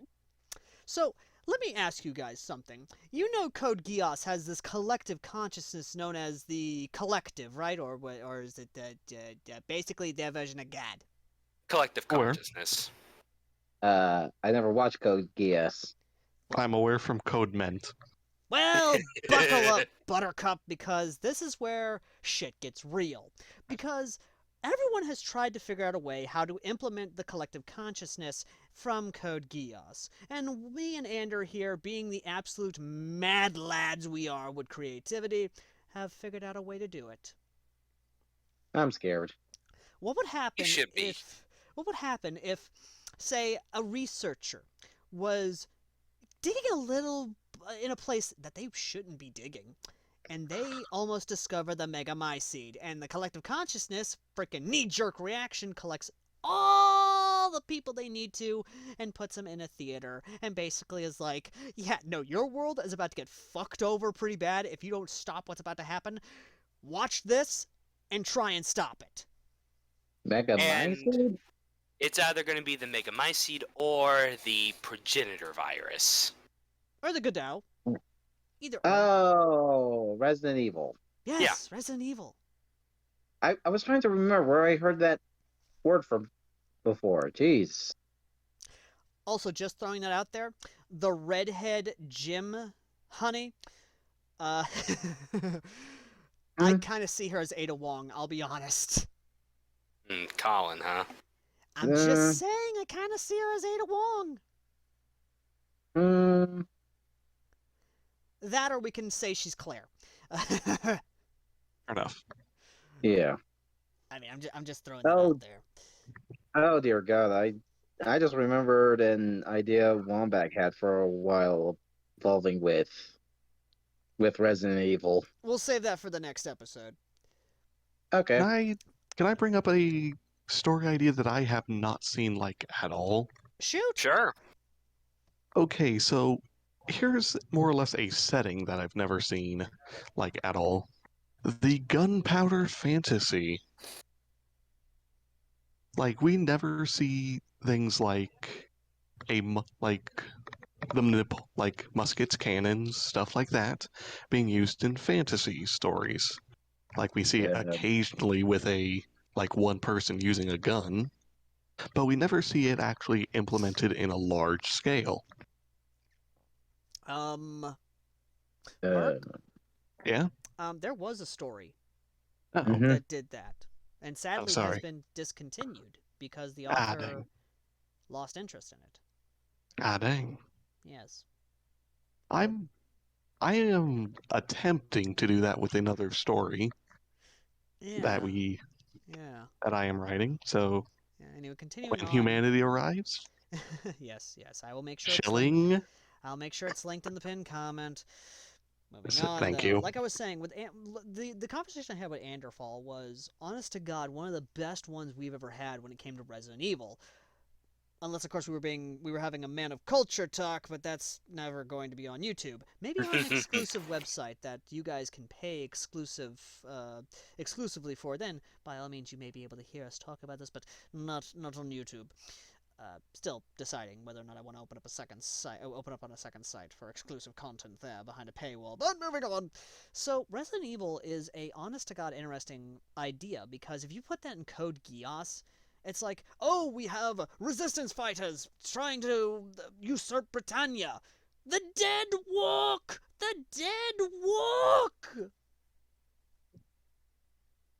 And honestly, I don't see a problem with that, because fuck Britannia. Yes, much like... Yes, Anderfall, we know you have a bit of hate for Britannia, much like Crimson's ungodly hate for the French. A bit. Or communism. A bit. That's like saying the ocean is a little wet. No. What I have for Britannia is a raging murder boner. Don't worry, I'll make sure to censor me that. and communism. Great. And now the only one that has a mysterious overt anger is me. That we don't know. Yes. But no, seriously though, the big thing about Resident Evil is that it would be basically the whole idea behind it that me and Andrew were having, and this has kind of improved since I've been listening to the Resident Evil soundtrack, because Jesus Christ, the soundtrack is amazing. Mm-hmm. The orchestra. You know what? That's going to be a review for all of us to talk about, not just me. But moving on. Resident Evil is a series that has always been a subversive, like, series, because it's like, oh, it's just a mansion that we're going into and it should be fine. Oh, look, that wall's coming down on us because we took the shotgun and forgot to put the shotgun back on there. Shut up, Why Barry. does it? Why does this place have a giant snake? Why the Why fuck? does this place have a hallway that ends in buzzsaws? Why is Why there is a Why that does girl this looking at? ceiling crushing me? Why is that little girl looking at me funny? And is that human faces on her face? Oh my god. The Resident Evil series, like I said, is probably like the first Resident Evil is probably the best story material out of the bunch. But that's also not including Resident Evil 0 or even the much acclaimed Resident Evil 2 and its remaster. Uh, Best game.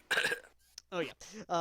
But no, seriously though, the whole story itself is actually like the idea is that not only is Britannia trying to prevent any sort of outbreak from happening, but also the Black Knights. Because what is Japan when compared to a possible global outbreak of a virus that can literally bring the dead back to life, create uncontrollable mutations, hard as hell to kill, mind you, or even massive gray men strong enough to take down a honest to god night frame on its own. And And most likely, in case you're wondering, ladies and gentlemen, I'd be the one that unleashed such a plague on Britannia, and I wouldn't feel bad about it. But it you'll does. probably feel bad for the Japanese, though. Damn it, God, yeah. Shinji, just get in the Ava. And let me guess, the bioweapons are immune to Lelouch's spell. Yes, because they work on basic, very, and I mean very, very minimum sentience. Not only Zombies are already excluded because they're dead. They have no sentience whatsoever. Things like the Nemesis and Mr. X are immune because they are literally being controlled the less we by talk about computers. the less we talk about the leech slug things, the better. Hentai on steroids. That's all I'm gonna say. The Yes. liquor? Nope. That has no eyes, so it can't be controlled. Yeah, fair enough. Oh, God help them if they meet the village. Lelouch actually might be okay in the village. Monroe, maybe. I meant everyone else. Yeah. Why do you think I just said Lelouch? Yeah. Or as long as they don't deal with Heisenberg and their mechs. Yeah. So I think the biggest thing about Resident Evil and just the big appeal for it in Code Geass is as soon as the first outbreak happens, be it in Britannia or in the EU, fucking Japan, China, it doesn't matter. The moment it happens, It it doesn't is matter. going to be a very big issue. Yeah, because at that point in time, all fighting is stopping. Even VV will be ignored, and literally, I think even Charles will probably find a way to freeze his ass and basically look at the real issue that's happening, because even You can't exactly kill God while there are zombies running around. zombies, mutations, BOWs, at that point in time, the BSAA would become a thing. And it would basically be, we're doing this to prevent the end of the world, not start it. And where are these BOWs and zombies coming from, dear viewers, I hear you ask? Well, a certain entity decided, hey, I'm gonna fuck up this world because I hate Britannia. And Oh, great. Now I gotta slap Ander when I take notice of that world again, aren't I? and twist, ladies and gentlemen, Prince, blonde hair, blue eyes, sexy as all hell himself, who is the Prime Minister of Britannia, is the one who is being Albert motherfucking Wesker. / Oswald E. Spencer. And just because of the memes, I have to do this. I could just imagine a scene that is set up by the author, where literally Lelouch is acting all Chris Redfield, rushing in, or like a Leon Kennedy, rushing in to meet him. And he just looks down at him and goes like, Lelouch! Like his Chris! And literally exclaims that he is now in control, that he is the Ouroboros! You god of this world! So Lelouch is punching bolters?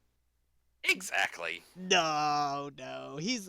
I'll be honest. In terms of a well, okay, so let's just deviate a little bit and kind of ask. Let's go ahead and kind of have a little fun, and you audience can have fun at home with this. In my opinion, Lelouch is fucking Leon S. Kennedy. I'm sorry. I literally see him as Leon S. Kennedy. Like, he's got the brooding down. He's got like the Asian hots going down. Like, I'm just saying. Meanwhile, who's his best friend? Suzaku, I can kick a turret Kurugi. I'll be honest, I can see that being Chris Redfield. Yep. So he becomes Suzaku, I can punch a boulder Kurugi. He'll get jacked. Oh dear God. I'm just imagining if we did do this and them reacting to freaking Resident Evil 2, and it's just like, oh hey, who's that? Oh, that's Lelouch. He kinda hot. And then a version of Lelouch. He kinda hot. And then of course you got Cullen coming in, and then it's like, you know, she's looking for her brother, pulls up a photo, and there's Shizuki, and it's like, oh, hey, who's that? Oh, that's her brother in that world. Nani? Nani? Like, dear God. Like I said, ladies and gentlemen, you can have fun at home to play the who would be a Resident Evil character from Code Geass. But I believe that brings us almost to a close. But before I end this first episode of Order of the Podcast, I believe one more spoopy pitch meeting shall be given. One that is based off of a reaction that I did with Helix on his Jean of the Multiverse story. Oh, no. Gentlemen, I'm going to ask you this. What pushes a man to do the things he must for his family?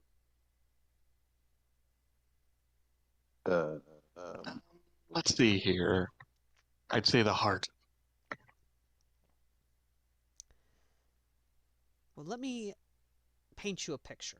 Nay, let me paint you a scenario. A boy who did all he could to basically be the best he could, only to be revealed as a fraud, and then find out that his dear twin sister was assaulted, beaten, and deflowered. Pushed to despair, he rushes into a library to find a book, anything that can help him. And then he finds an ancient tome. Do not read the Latin. He takes the tome to a crossroad and makes a deal.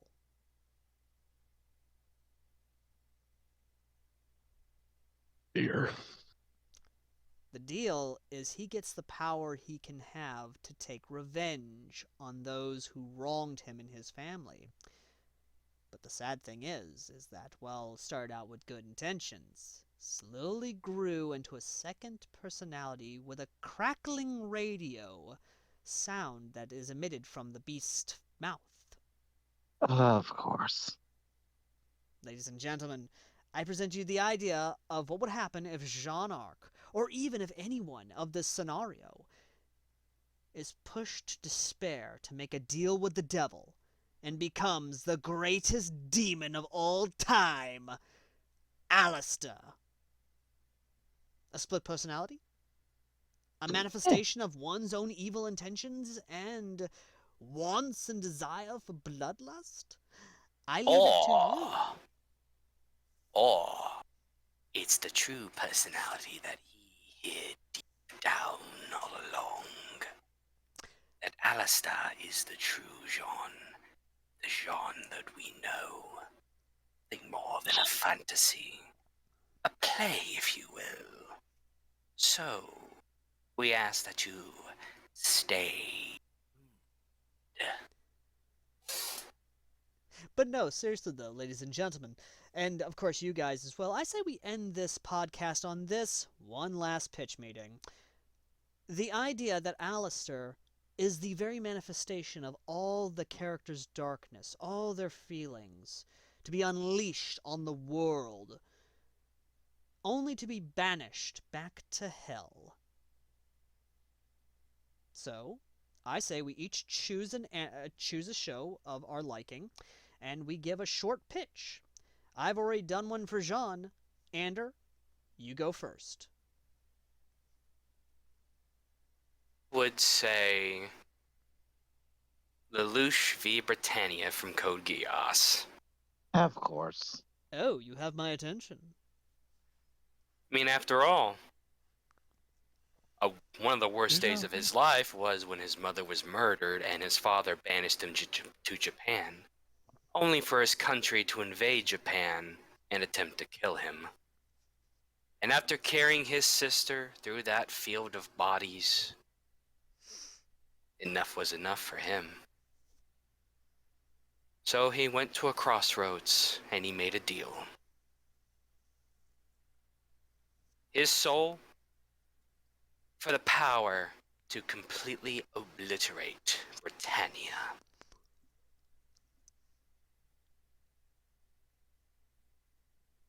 Oh my god, I'm getting chills just thinking of the possibilities.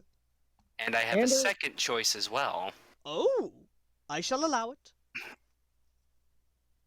This is it's an alternative version of Naruto. Oh. Naruko. The village has gone a little too far in their treatment of young Naruko. They've finally done it. At the tender age of 10, she now lies dying, deflowered, her throat slit. And in her final moments, the Kubai cries out to Kami, to Yami, to anyone listening. That is when a deal is made.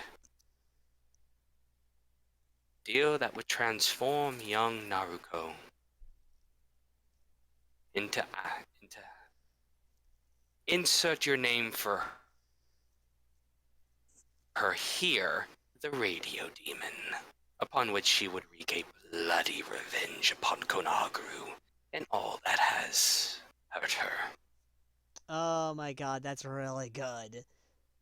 Okay, ladies and gentlemen, we might be doing one-shots in the future of October for a Alistair one-shot special fiction book, because honestly, these ideas are really damn good. And we might do 31 of them.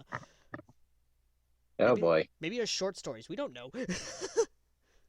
So... Alright, Crimson, it is your turn, my friend. Okay, first off, before I send my pitch, Andrew? Yes?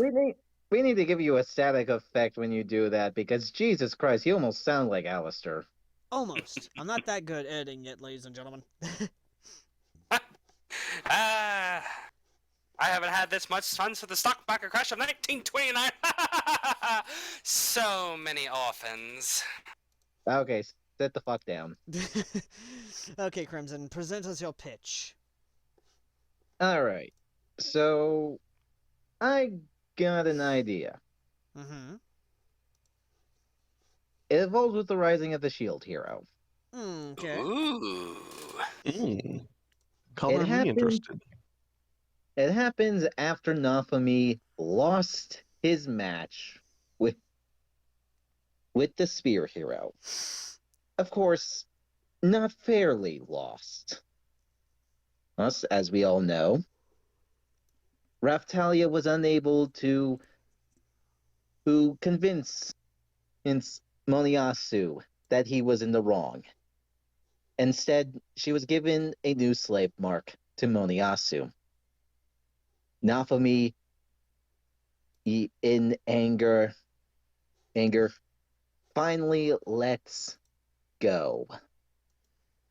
Before he could attack, time froze all around him.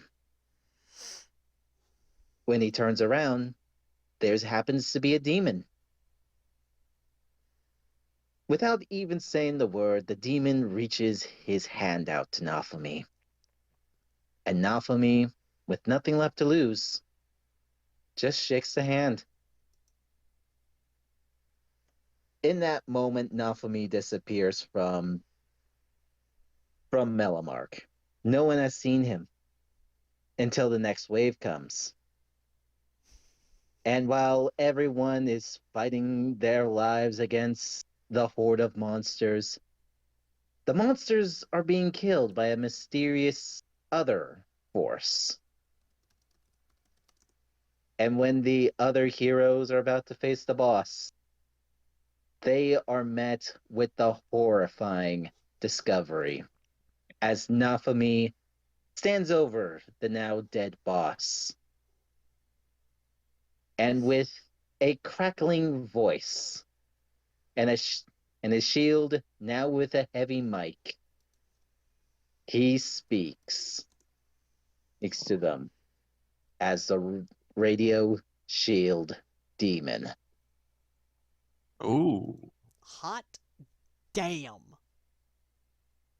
Well, if it isn't my old heroing accomplices. Well, I guess that just leaves me, Yes, it does. which I feel is going to disappoint. No, you just gotta Yeah. make your mark on this. Well, as much as I would like it for it to be a show, I do have a different opinion. All right. Let's. I think. I think instead of it being a case of making a deal with the devil, it may be a case of you might have always been the devil. Ooh. After our lovely, lovely Courier 6 wakes up from a bullet to the head, they can't seem to remember much. They don't even remember their name. So they just go by their number, 6. And well, they go out of Doc Mitchell's and is given a Pit Boy, and well, he picks up radio signals. All of them are normal. You get the good old Mr. New Vegas Mojave radio, and then you get a different one.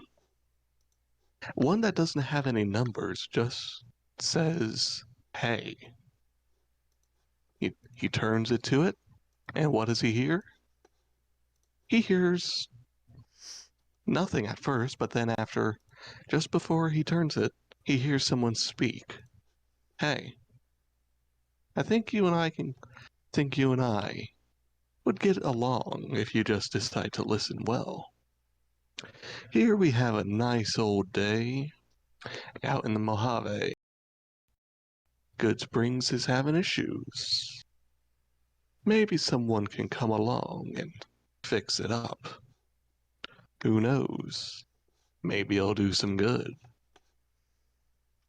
So instead of it being a deal with the devil in a normal sense, what do we have? We get a little bit of the old coming through the new. Maybe it's real, maybe it isn't. All we know is that the DJ of this radio station is called Alistair. Dear God, Merc, that is... Okay, that's it.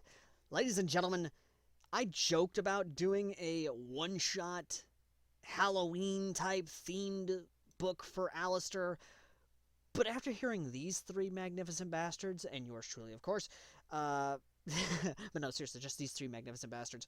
We are doing a Halloween. We are going to be doing a Halloween-themed one-shot for October. Whether or not we reach 31 is completely up to you guys and your generous wallets. I mean, donations. So, please do consider donating to the PayPal down below. Thank you very much. But no, seriously, though, ladies and gentlemen, this has been, of course, AirsoftAL. Winterfell. Crimson Wearsloth. And Mercury / the Shadow Trooper. And you have been listening or watching, depending on how you've been doing this, to the Order of the Podcast. And, ladies and gentlemen, next time, I don't really know what we're going to be fucking doing. That's just that's a coin toss. I think next time, pitch meeting? Why not? Right, next time we shall be doing a pitch meeting. And on that bombshell, we shall see you all in the next one. Good night!